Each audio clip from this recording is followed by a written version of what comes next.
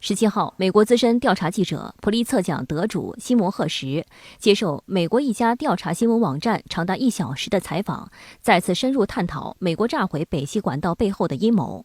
It's impossible to believe how just dumb this leadership was. It's just dumb. And then they stick to the war. And then they took a plan which was also crazy and dumb. As a U.S. Army officer and as a CIA employee, I took an oath, one oath. It was to support and defend the Constitution of the United States against all enemies, foreign and domestic. Some of us took that oath seriously. And when we see this kind of thing going on now, that was 2 weeks ago. Has the New York Times mentioned Cy Hersh's article?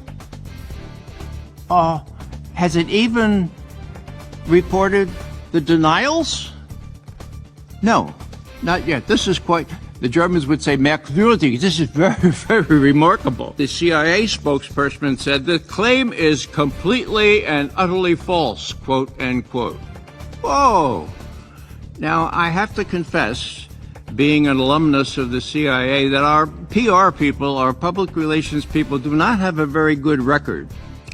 No one wants to go back 20 years to Colin Powell's speech before this Security Council. Why isn't this story being followed up? Right. You know, traditionally, something as big as this, and even the allegation, would be on every front page.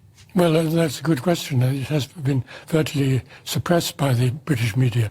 The Reuters news agency carried it, but I don't think any daily papers has picked it up at all.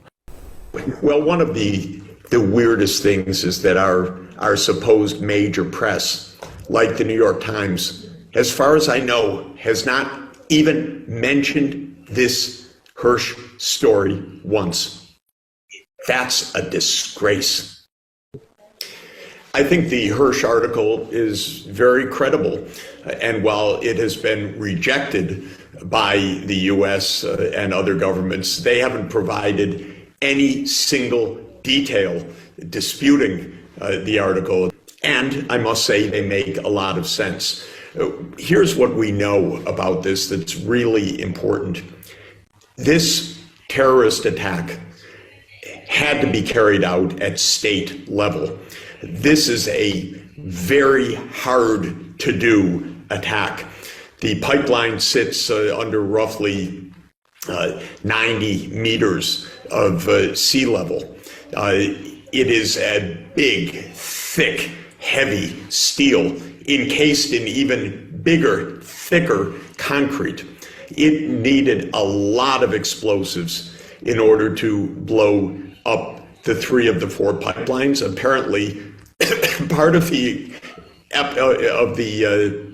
event did not succeed, in fact, because clearly the intention was to blow up all 4 of the pipelines. But that shows how hard this was technically. So there are only a very few governments that could do this. The United States obviously being one. American politicians hated Nord Stream.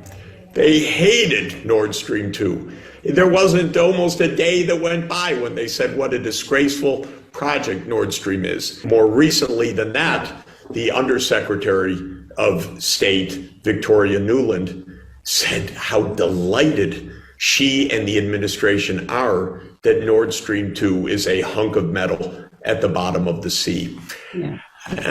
It's not the way to speak about an event that has massive danger and massive potential repercussions. This was a premeditated terrorist attack on European critical infrastructure. It was also environmental terrorism. Does the EU care? Do you need to know who did it, or do you want to know? Hersh says the US did it. Did you ask him? Did you ask them, did they do it?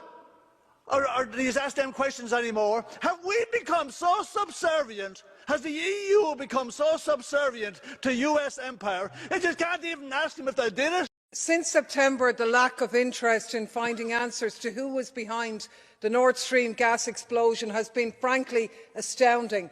This was an act of sabotage, an act of unrivalled vandalism, economically and environmentally, and not a word, no discussion, no questions. Then along comes Seymour Hersh, the world's most acclaimed, distinguished living investigative journalist. He produces a detailed claim that the United States executed this explosion with the help of Norway. Planned months before the invasion, a Norwegian Navy P-8 surveillance plane dropped a sonar buoy on the 26th of September, which triggered explosions planted by US Navy Panama City divers 3 months earlier under a NATO exercise, and still nothing. I don't know what happened, but I want to know. This is a man who doesn't make claims lightly, a man with contacts, and I find it frankly jaw-dropping that the EU is not asking questions as to who is responsible for sabotaging the livelihoods of our citizens. I am ashamed to be a European. 当地时间3月27日，联合国安理会未能通过俄罗斯提交的有关对北溪事件展开调查的决议草案。据联合国网站27日消息，这项决议要求联合国牵头调查北溪管道遭破坏事件。只有俄罗斯、中国和巴西投了赞成票，其余12个安理会成员国投了弃权票。一项决议需要至少9票赞成，且俄罗斯、中国、法国、美国及英国5个常任理事国都赞成才能通过。The United States categorically refutes Russia's unfounded allegations leveled against us in relation to this act of sabotage. The United States was not involved in any way, period. It was an attempt to discredit the work of ongoing national investigations and prejudice any conclusions they reach that do not comport to Russia's predetermined and political narrative. It was not an attempt to seek the truth. У меня вопрос к представителю США. А что в нашей резолюции он обнаружил предопределенного? Predetermined. У нас, как известно, есть такая поговорка: на варе и шапка горит. Ведь если бы США были заинтересованы в установлении фактов и наказании виновных, то там бы действовали по-другому. Коллеги, сегодняшнее голосование стало своего рода лакмусовой бумажкой. 聂边甲说，这次投票堪称是金石，看看规则是否会得到维护，以及恶劣行为者是否会承担责任。如果有关国家坦坦荡荡地欢迎安理会授权对北溪管道爆炸进行国际调查，至少可以显得他们问心无愧。